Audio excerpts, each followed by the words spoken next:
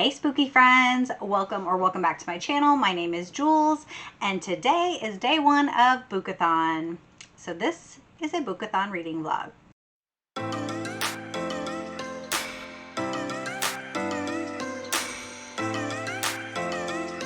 So I've got my little ghosty earrings on.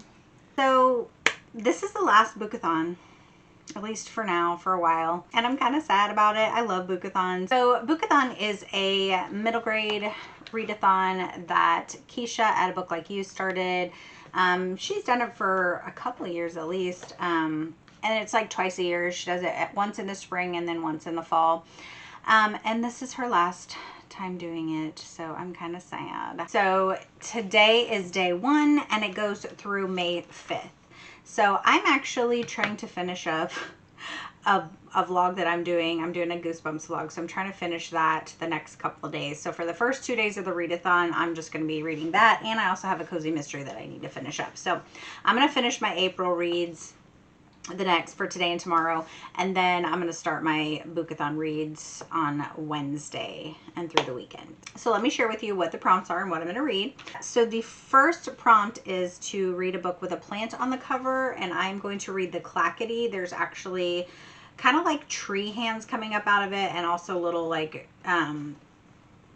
plants coming up. There's a glare, my apologies. I'm very excited because Keisha liked this book and talks about it a lot and recommends it, and I finally got this. The next prompt is to read a book that has B-O-O in the title. This spells out boo. It does not have to be like together. It just has to have a B, an O, and an O somewhere in the title. So the it just so happens that the book I'm reading, it's all together. I'm going to read Behind the Bookcase. I'm going to read an ebook of this. I do not have the physical book for this. The next prompt is read a book that is a TBR veteran. So it's a book that's been on your bookshelf for a while. So I'm going to read Fright Watchers, The Stitchers. I've had this on my shelf for like well over a year. So I'm excited to read that. And then there's also a group buddy read that they are doing, and that is The Edge of In Between. Sorry for the glares. So I'm excited to get to all of these. So when I start reading them, I will come back and I will read you what they're about and give you my thoughts on them. They are also doing some photo prompts that we can post on Instagram. So the first photo prompt is to take a picture of your TBR. I will post that today. Another prompt is to take a picture of your current read and a drink.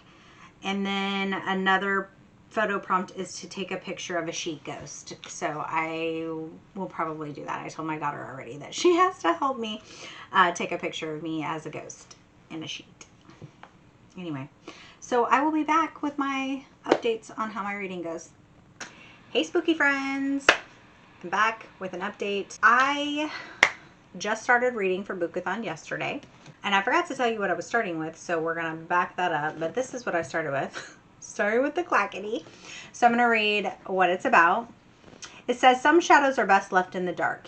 Evie Von Wraith lives in the Blythe Manor, the 7th most haunted town in America, with her aunt Desmona, the local paranormal expert. Des doesn't have many rules except one. Stay out of the abandoned slaughterhouse at the edge of town.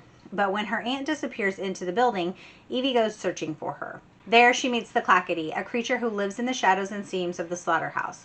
The Clackety will help Evie get Des back for a price. She must find the ghost of John Jeffrey Pope, a serial killer who stalked Blythe Harbor long ago.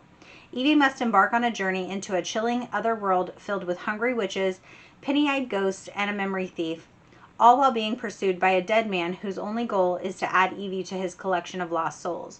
Will she find Des, or is the Clackety plotting something far more sinister? So I am on page 138.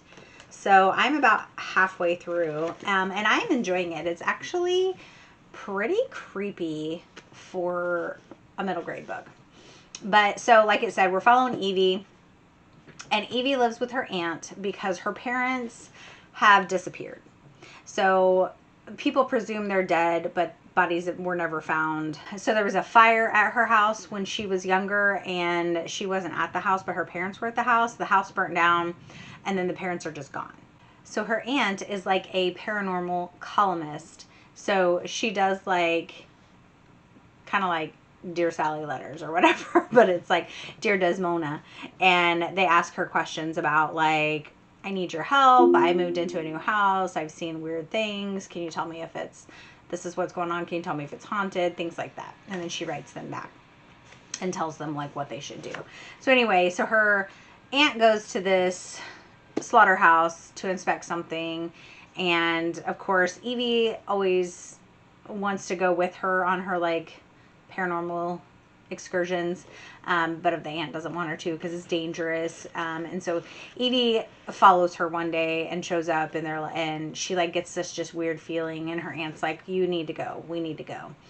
And Evie's like, promise you won't go back there. And she's like, I promise I won't go back there today. Well, she leaves her a note and ends up going back, but not the same day, so technically she didn't lie. So Evie's like, I gotta go find her, even though she told her not to. So she shows up, and then she sees her aunt disappear into these like shadows.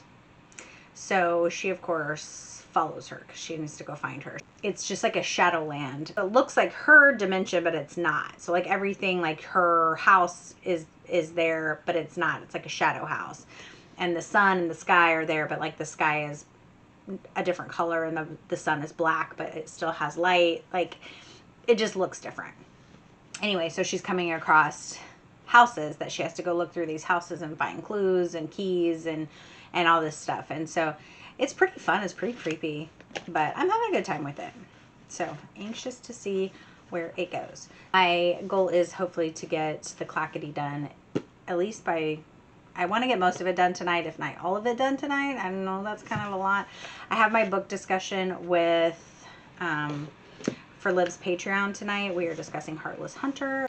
If anybody's looking for a good fantasy book, it has witches in it. It's fantastic. So I probably will not update again until tomorrow.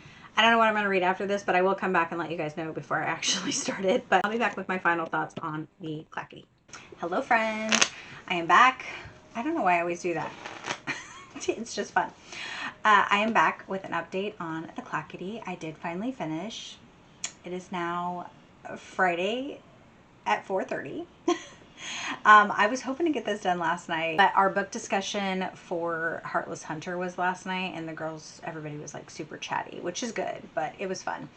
So it lasted longer, and then I was gonna hopped on Hannah's Sprints for a little bit, but then I didn't end up reading. I read like one chapter, and then I ended up shopping on Amazon. And I ordered a new bookcase, which should be here tomorrow.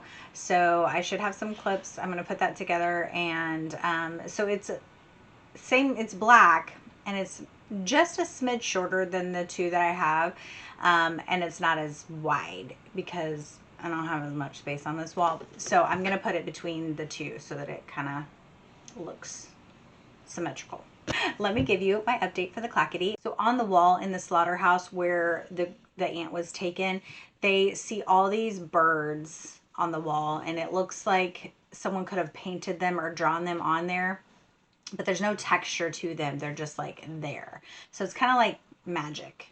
So anyway, when she goes through this shadow, she ends up having her own bird that is with her, and it's kind of like a guide companion, if you will. So it kind of pokes at her, and she is able to understand like what it wants her to do, and it kind of helps tell her where to go. So I can't really say a lot about her journey without giving a bunch away, but the Clackety wants Evie to bring him the ghost of the serial killer, which is John Jeffrey Pope. So it was a serial killer that had stalked Blight Harbor a long time ago, which Blight Harbor is where they live.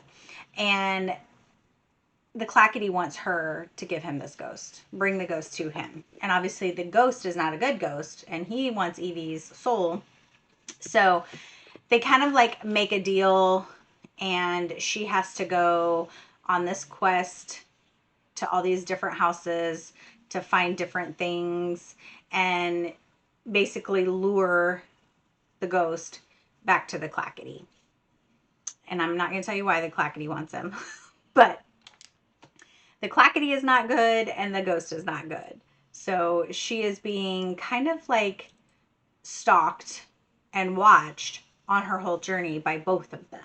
So it just takes you through this whole journey of her with like her uncertainties of like her fear. And then when she gets to certain houses, she has memories. Like one of the houses is her house that she grew up in. So she has very distinct memories. And then there's the grief. So we feel her grief with the loss of her parents and just all her emotions going through it, like her loneliness, not having anybody, the fear of also losing her aunt and being alone and wondering what's going to happen to her if she can't get her aunt back.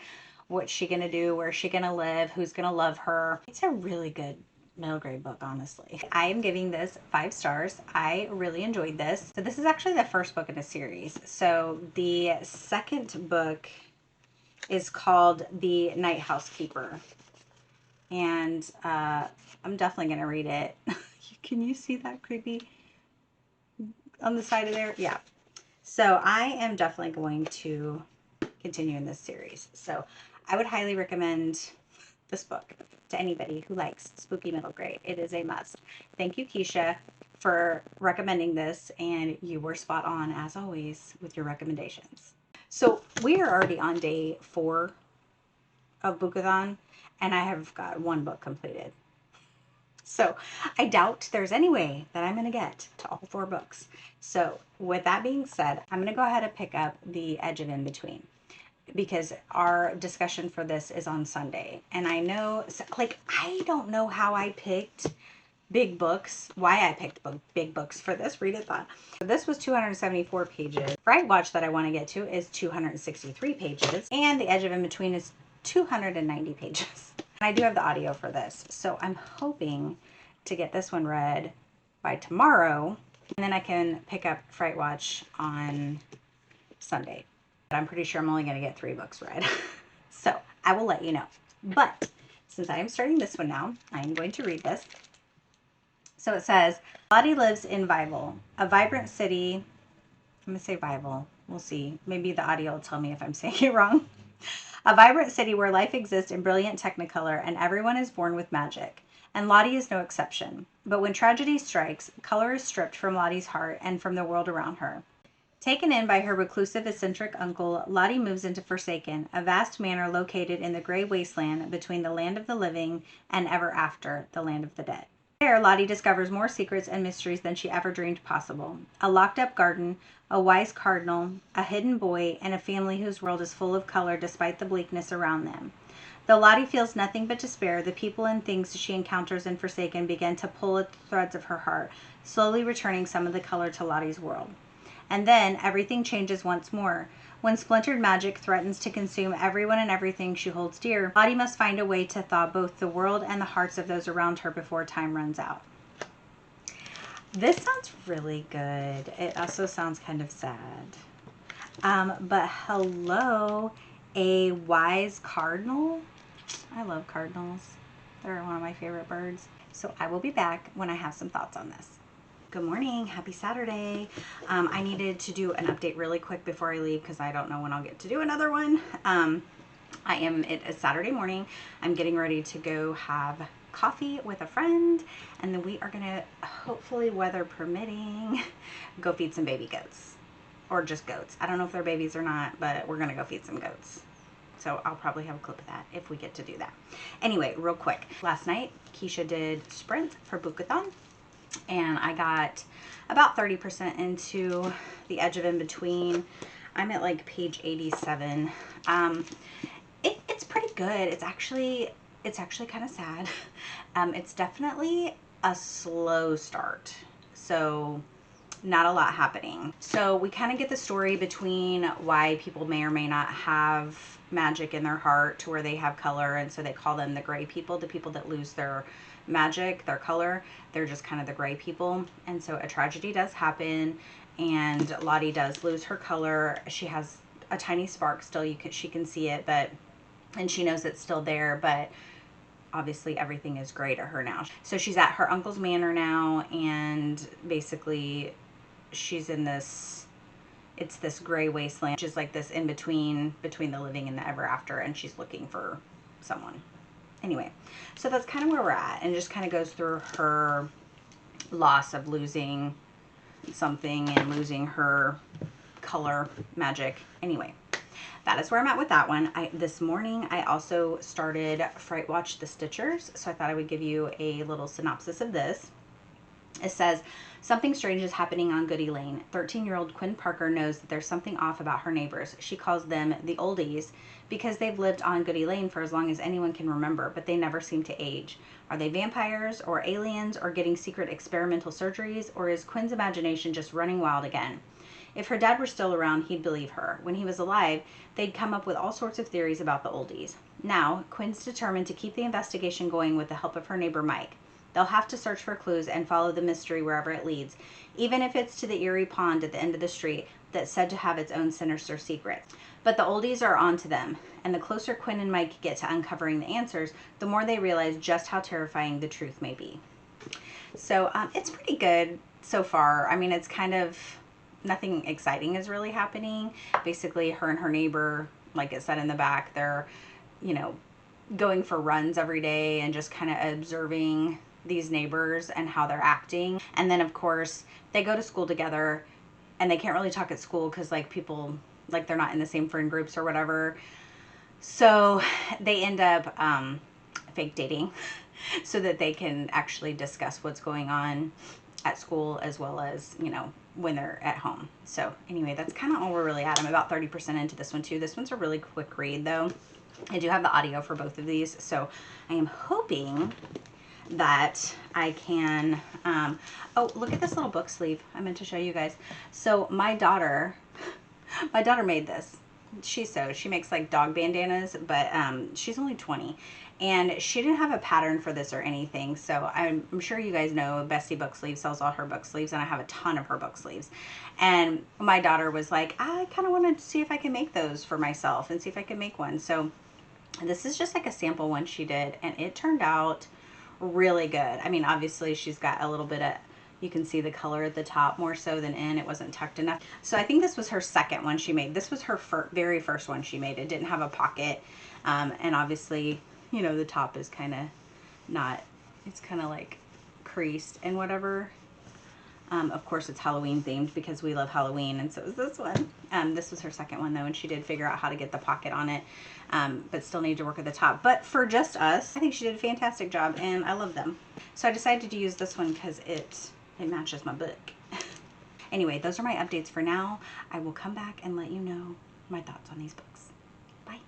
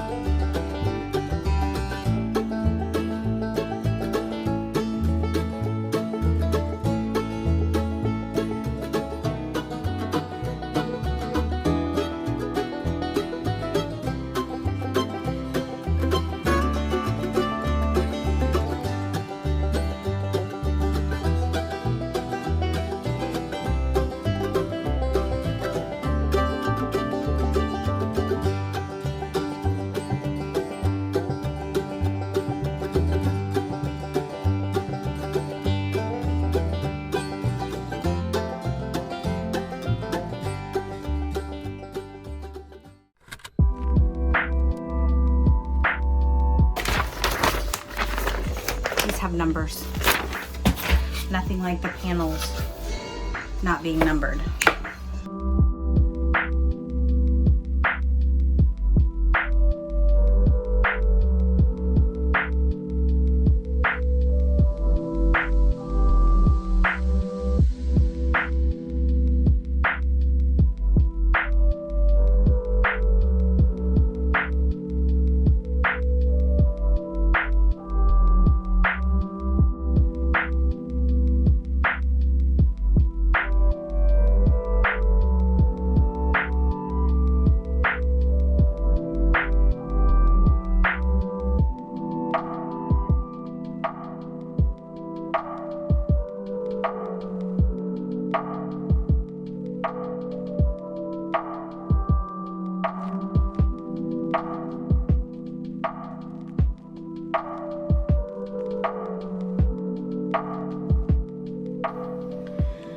shelves all put together.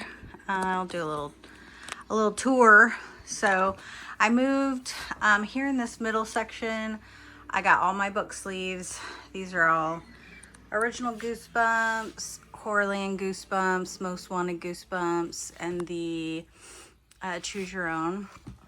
Down here, I've got the Slappy World. I don't have all those yet. And then just some Creepovers and Monster Street. Down here, I've got some Fear Street. These are just kind of some YA horror books. I got my Point horror books. And then down here at the bottom, I've got some middle grade series that I have. Over here, I moved my fantasy over here. So I've got some fantasy books up here. Stuff's hiding back there. Dark romance, some thrillers or just kind of mystery thrillers. These are all my YA horror and thrillers. And then just some miscellaneous middle grade down here. I got a bunch of extra space. Over here, I moved my little rack. Those are all my to sell. They're on my Pango, so you guys should go buy my Pango books. These are all my thriller, book of the month thrillers. And then I just kind of threw that up there. That's my only historical fiction I have. This is my romance, and just kind of miscellaneous. So the romance is like literally like just those. And then that's just kind of just some miscellaneous books. These are like newer authors that I'm trying. One's a local one and one's a book from someone in our Patreon who's an author. And then I got, those are my Julianne Flukes. I've got my Leslie Meyer and some other ones down here. And then in the very bottom, I've just got some other cozy mysteries.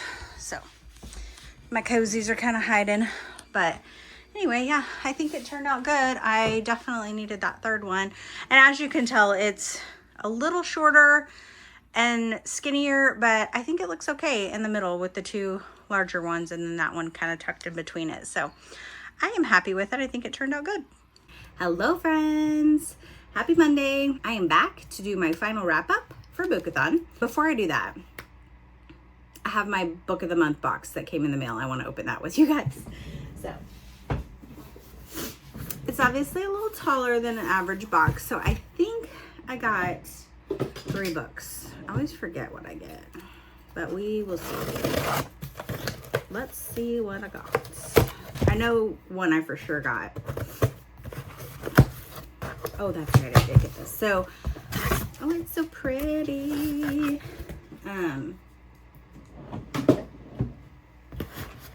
I got this because it's very summery looking. Paradise Problem by Christina Lauren. If you have not read any of her books, you should definitely try. Oh, it's a mixed media. I love that. It's my text. I love her books. In February, I read Josh and Hazel's Guide to Not Dating, and it was so cute. I loved it. So she is probably going to be an auto-buy author for me because I have a good time with her books. So I got that, and then I got this. FOMO, also an auto-buy author. Love all of her books. I've read all of her books, so I'm excited to get to this one. I didn't add it to my box last month because it wasn't summertime yet, and I really wasn't ready to read it because it's just for the summer and it's spring, so I wasn't ready to read it. And now everybody is reading this. And I actually just joined Gwen's Patreon, so I am now an owl. So I will leave her link below if you want information on her channel. And it just so happened that their May book club pick is this. So I had already ordered this and then I joined, not realizing that. So now I have to read this in May because it's part of the book club. And then the last one I got is The Last Party by Claire McIntosh. I did recently do an author signing with her and I got to do a little interview with her. I have like just a quick video where I went. She was doing a tour for her second book release, which was the second in this series, which was A Game of Lies. So I had it because I bought it because the tickets for the author event came with that book. So I wanted to have the first book. So I'm actually 50% through this right now. And I am enjoying it. It's just a little different because it's set in Wales. Listen to the audio. So I wanted to get the physical to go with it because it's kind of confusing sometimes with their names and the pronunciation of some of the things that they're saying with the Welsh accent. But so I don't know that I'll start over, but I may like kind of just go back and just like thumb through it really quick just to catch up and make sure have the story in my brain. Because I did have to put this on hold for a week for Boookathon. So I'm just now getting back to this. So I may need to refresh the brain. Anyway, I just thought I would share. That is my Boookathon picks I got. Okay, now back to Boookathon. So I ended up finishing, so I got 3 of my 4 books read. I ended up finishing Fright Watch, and I am settling on a 4-star for this. So this kind of had just kind of like a kid's snooping mystery vibe to it. For majority of the book, I would have liked it to be a little more creepy. It did end up getting creepier toward the last half of the book. So it was still a really fast read, and I had fun with it. And there is, I think, at least maybe 2 more in the series. So I don't know if I'm gonna get collect the series, like buy the rest of the books to have the series. So I may just get the audio of the second one to see if I like it before I decide if I want to have the rest of them on my shelf. However, when I was taking my ghost picture, my sheet ghost picture, I used this as, my prop, and I bent, there's a crease. I know you can't see it, but there, actually you can see it if I throw it in here. There's a crease all the way.